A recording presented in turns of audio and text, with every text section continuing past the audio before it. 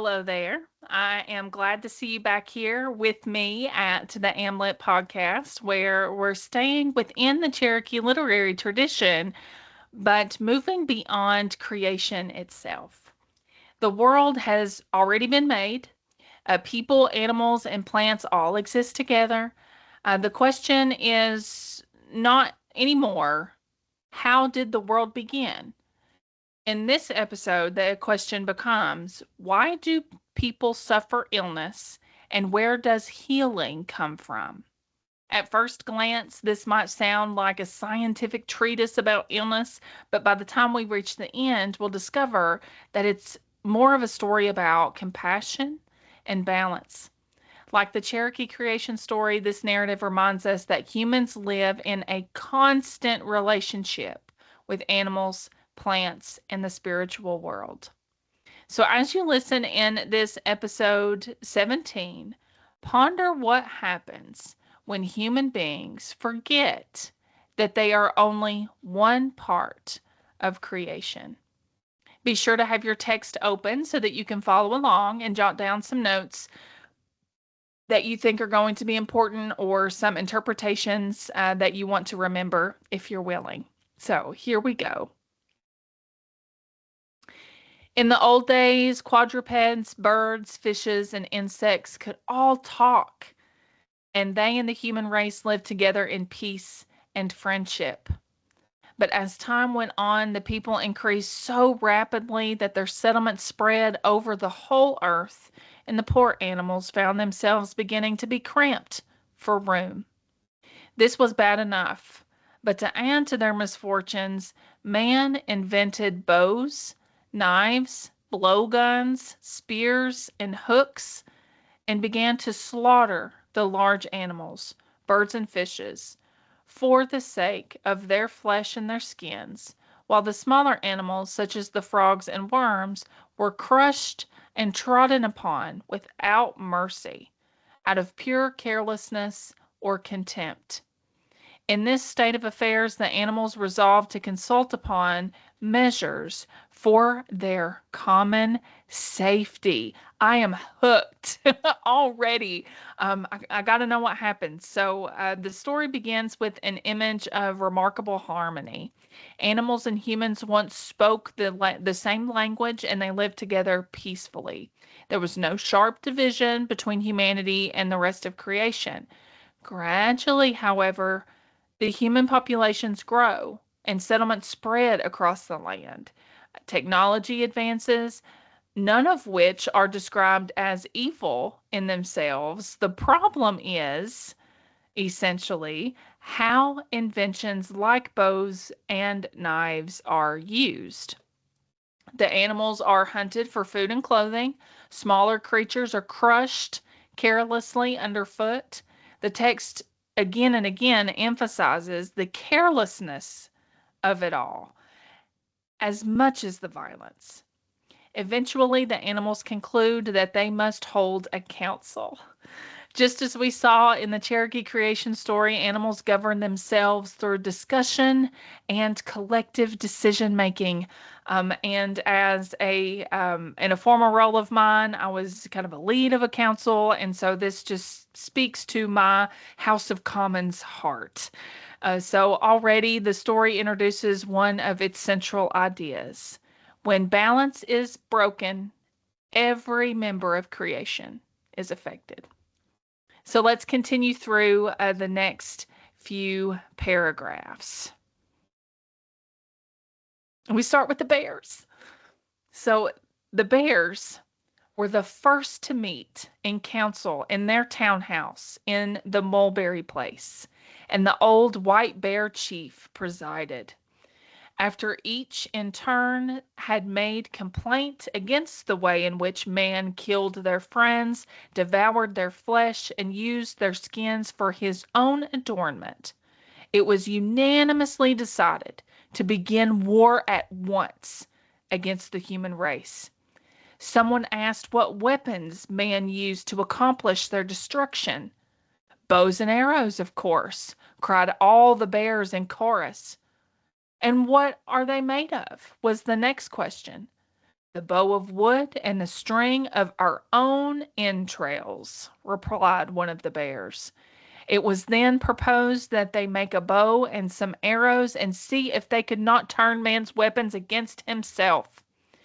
So one bear got a nice piece of locust wood, and another sacrificed himself for the good of the rest in order to furnish a piece of his entrails for the string. But when everything was ready and the first bear stepped up to make the trail, it was found that in letting the arrow fly after drawing back the bow, his long claws caught the string and spoiled the shot. This was annoying, but another suggested that he could overcome the difficulty by cutting his claws, which was accordingly done, and on a second trial it was found that the arrow went straight to mark. But here the chief, the old white bear, interposed and said that it was necessary that they should have long claws in order to be able to climb trees. One of us has already died to furnish the bowstring, and if we now cut off our claws, we shall all have to starve together. It is better to trust to the teeth and claws which nature has given us, for it is evident that man's weapons were not intended for us. No one could suggest any better plan, so the old chief dismissed the council and the bears dispersed to their forest haunts without having concerted any means for preventing the increase of the human race. Had the result of the council been otherwise, we should now be at war with the bears. But as it is, the hunter does not even ask the bear's pardon when he kills one.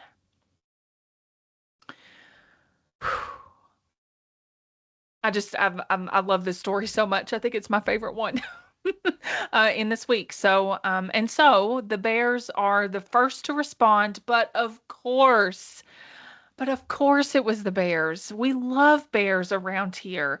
Their meeting sort of resembles a human council, as there's a chief and a discussion and multiple opinions. Their first instinct is to use human weapons against humans. They attempt to make bows and arrows of their own, and the experiment fails for an unexpected reason, and their claws interfere with the bowstring. One bear suggests removing their claws, but White Bear the chief, the wise man he is, rejects the idea out of practicality pretty much. Without claws, bears could not they could not climb trees, and that's how we know bears to do. They couldn't climb trees and therefore they couldn't survive. Instead of imitating humans, the bears decide to remain what they were created to be. Therefore, something we can learn from the bears in this paragraph and multiple paragraphs is that abandoning one's own nature to imitate another often creates new problems. And that's just a good one to chew on. We are as we are intended to be. So read along with me in the next paragraph where we get to meet the deer. So the deer next held a council under the chief, the little deer, and after some deliberation resolved to inflict rheumatism upon every hunter who should kill one of their number, unless he took care to ask their pardon for the offense. They sent notice of their decision to the nearest settlement of Indians and told them at the same time how to make propitiation when necessity forced them to kill one of the deer tribe. Now, whenever the hunter brings down a deer, the little deer, who is swift as the wind and cannot be wounded, runs quickly up to the spot and bending over the blood stains, asks the spirit of the deer if it has heard the prayer of the hunter for pardon. If the reply be yes, all is well, and the little deer goes on his way. But if the reply be in the negative, he follows on the trail of the hunter guided by the drops of blood on the ground until he arrives at the cabin in the settlement, when the little deer enters invisibly and strikes the neglectful hunter with rheumatism, so that he is rendered on that instant a helpless cripple. No hunter who has regard for his health ever fails to ask pardon of the deer for killing it, although some who have not learned the proper formula may attempt to turn aside the little deer from his pursuit by building a fire behind them in the trail. Oh, the details are amazing. So, unlike the bears, the deer choose a different response. Not direct violence, but they create some pretty nuanced and interesting consequences. The hunters who fail to show respect for the deer will suffer rheumatism, which is just this broad, older term. If you all have heard of rheumatoid arthritis, rheumatism is kind of this designator for conditions that cause chronic pain and stiffness in the joints, muscles, or connective tissues. And so they are not messing around, are they? One of the cool aspects of the Deer Council is that they understand people sometimes need food and don't forbid the hunting altogether. Respect is what matters in this scenario. Hunters must ask forgiveness before taking life. Little Deer becomes a guardian of that relationship, and he listens for the spirit of the slain deer. If respect has been shown, nothing happens. If not, illness follows. It's it's just so smart. The story, therefore, connects physical health with ethical behavior. Disease, in turn, is a consequence of a broken promise or a broken relationship. So let's see what the fishes and the reptiles and the birds and small animals are up to in the story. And I'll read it to you. Next came the fishes and reptiles who had their own grievances against humanity.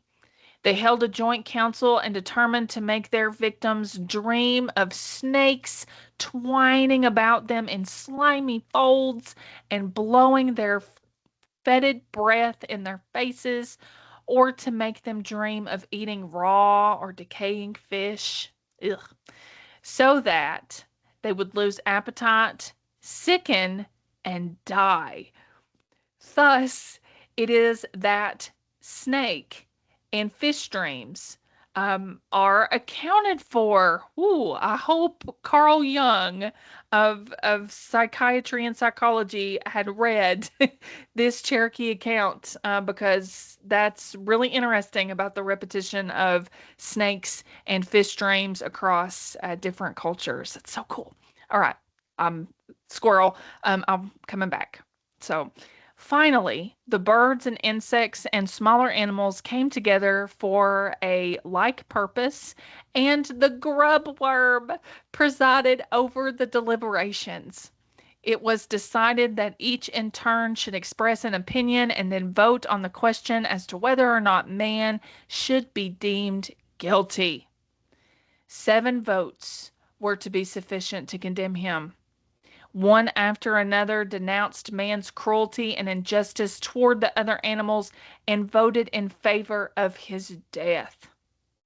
The frog spoke first and said, "We must do something to check the increase of the race, or people will become so numerous that we shall be crowded from off the earth.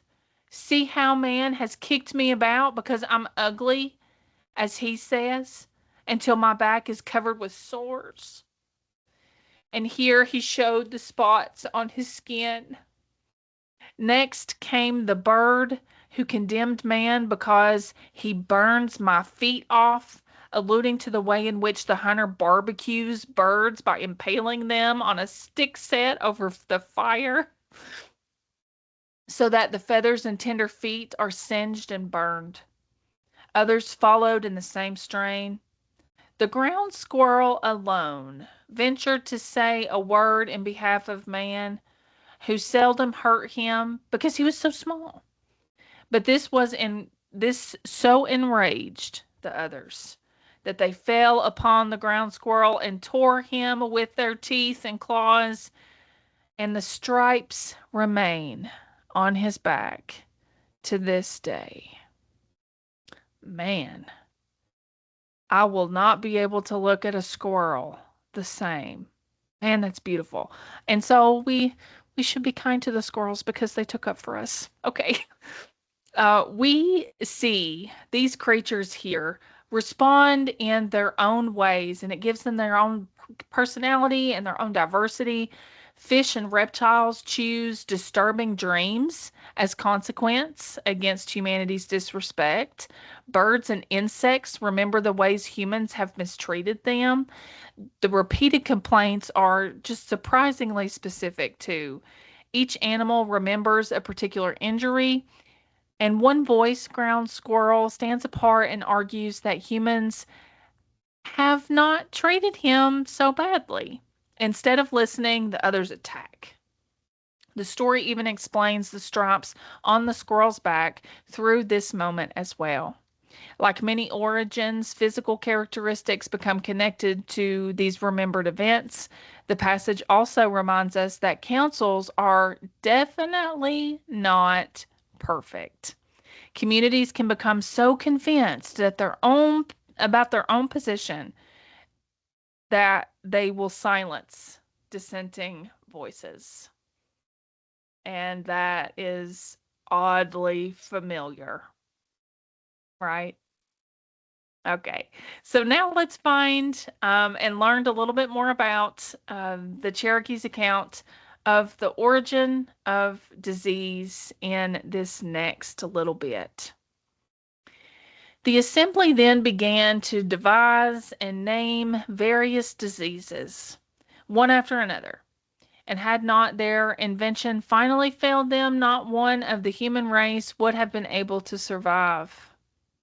The grubworm in his place of honor hailed each new malady with delight, until at last they had reached the end of the list, when someone suggested that it be arranged so that menstruation should sometimes prove fatal to women.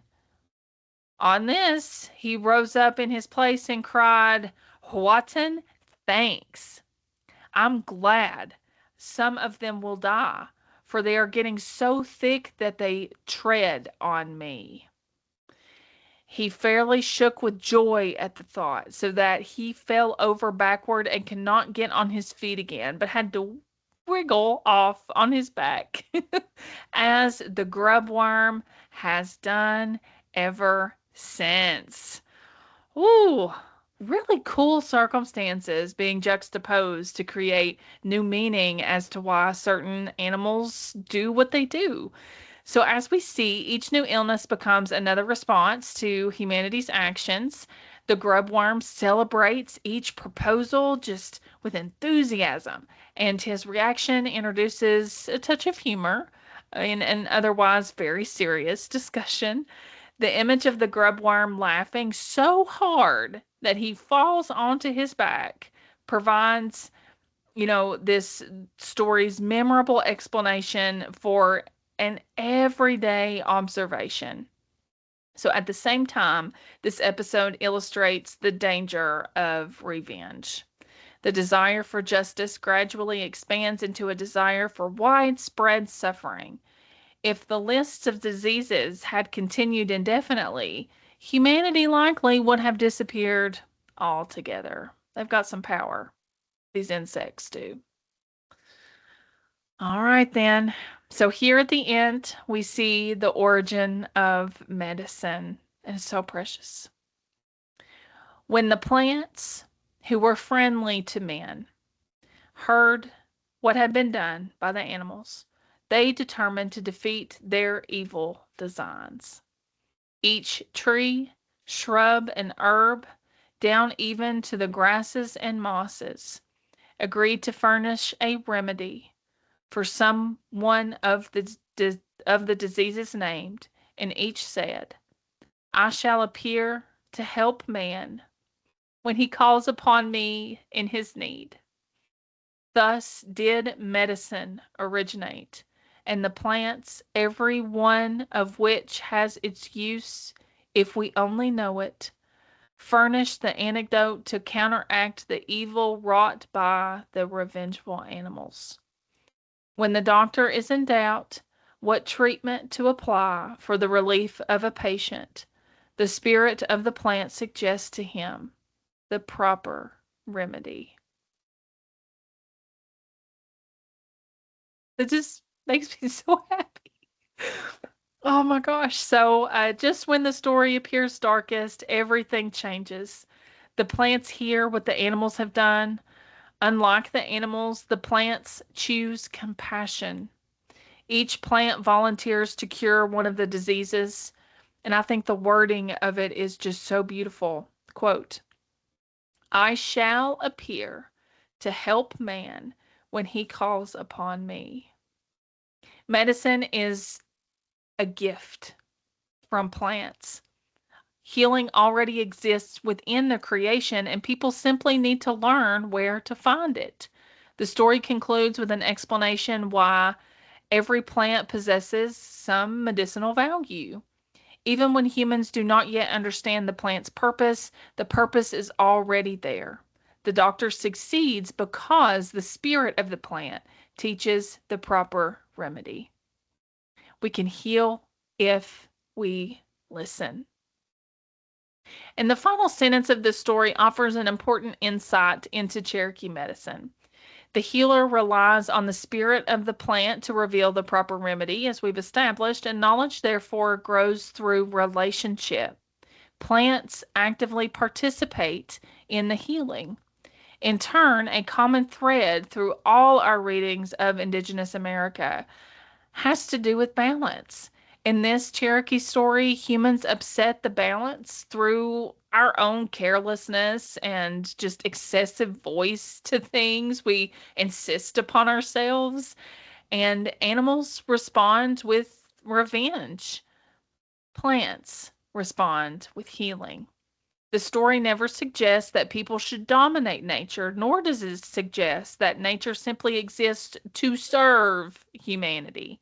Instead, every living thing participates in a larger community. So, as we wrap up this episode and bring it to a close, remember the question that I posed at the beginning. What happens when human beings forget that they are only one part of creation? According to the Cherokee, when we forget, we suffer. When humans treat other living beings carelessly, balance is broken. We should not answer violence with more violence. Nature is capable of restoring us just as much as destroying us. And for the Cherokee, every forest, meadow, patch of moss contains the possibility of medicine if we listen. And I hope you see the natural world around you just a little bit differently after spending time with this story. And so, until next time, until my next big idea, I hope that you will stay curious and keep reading. I will see you soon. And until then, take care.